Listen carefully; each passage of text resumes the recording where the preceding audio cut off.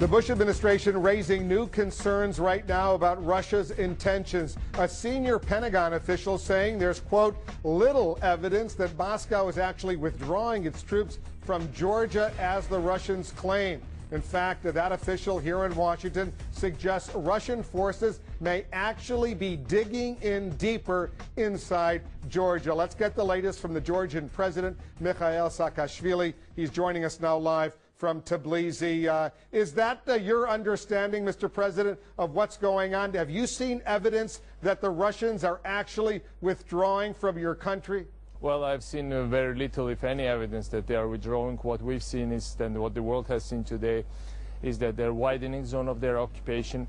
They are invading new towns, and there was this incident when police in several places tried to stop them, unarmed, just with their cars on the road, and their tanks rolled over, and their APCs of the police cars, and broke through. They've been distributing leaflets all around Georgia in different towns, calling on population to depose their own government. And I have to tell you that in some places the population met it with civil resistance, with rallies against the tanks, with flags saying that they will never play by rules of the occupiers. But anyway, they've been widening the zone. What I'm also worried about is that they have several hundred civilian hostages, mostly women and children, taken by the Russian army. What we know is some kind of internment camp. They are refusing to grant access to International Committee of Red Cross, to this, how do you call them? These are not even prisoners of war, but basically hostages. And there are also many other worrisome developments.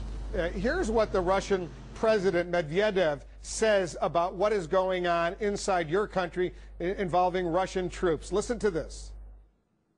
We'll continue our resolute policy to maintain security in the entire region with a guaranteed involvement of Russia, bringing peace and stability to South Ossetia.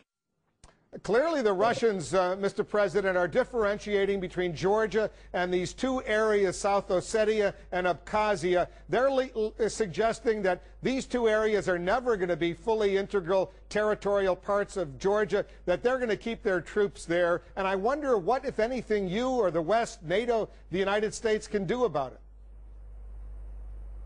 Well, they've been trying to do this for many years already, but you know what they are doing now? It's a cynical defiance to the world. They are making fun of the world and the idea of humanity.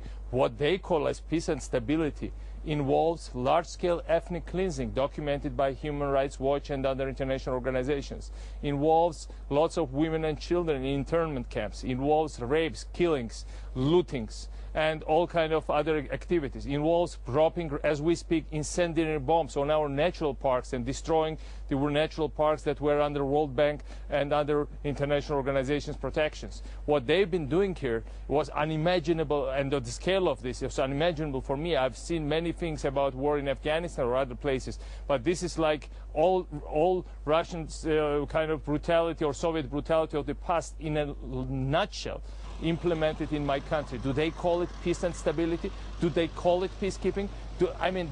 Nothing can be more cynical than that. And I think this is not about, I think what world should do, the world should never recognize it. We will roll back this aggression. My people will never reconcile with it.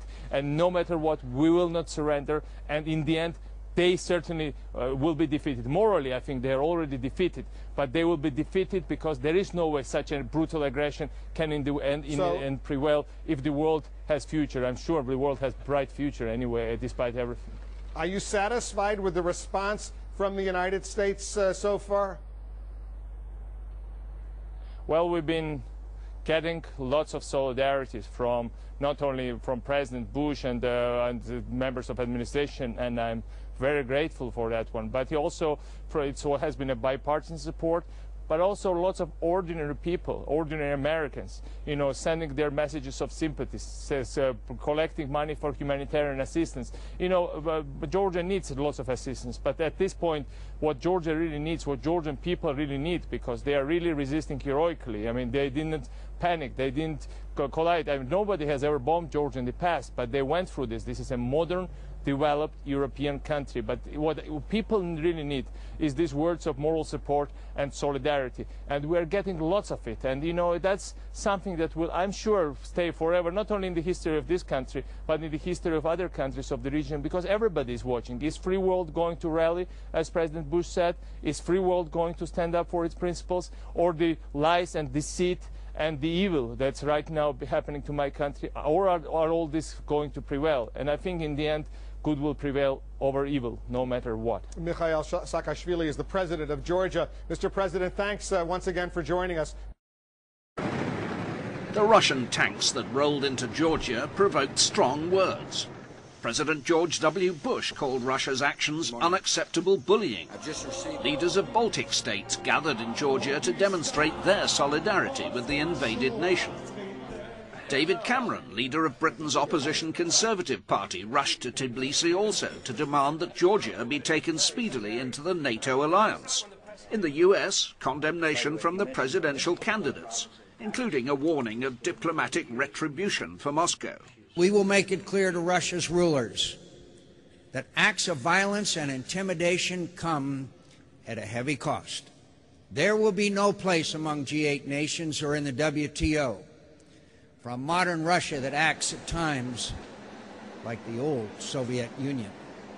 At a weekend meeting with President Dmitry Medvedev, Germany's Chancellor underlined NATO's promise in April that Georgia and Ukraine too could one day be members, benefiting from the alliance's commitment to assist any invaded member. As for the decisions in Bucharest, of course, they still apply, and I have no reason to doubt them or to change them. Now, US Secretary of State Condoleezza Rice is to discuss with EU leaders how to pressure Moscow. But will anything more than words follow?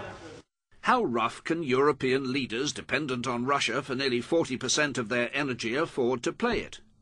Will the West really seek to eject from the G8 a significant world power whose cooperation they require on climate change, on fighting terrorism, on curbing Iran's nuclear program?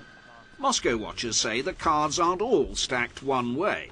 Russia believes that Europe is dependent upon its energy, but it is equally dependent upon European revenue. But in practice, analysts concede a Russia which was too weak in the 1990s to prevent the accession to NATO of the Baltic states may now in effect wield a veto on Georgian membership. The French, the Germans, the Italians tend to believe that the relationship with Russia is so important that even if it does make the criteria, Georgia should not be allowed entry into NATO. As the US Secretary of State and her European counterparts start discussing how to hit back at Moscow, they're far from united. So relations may get worse still before they get better. Robin Oakley, CNN, London.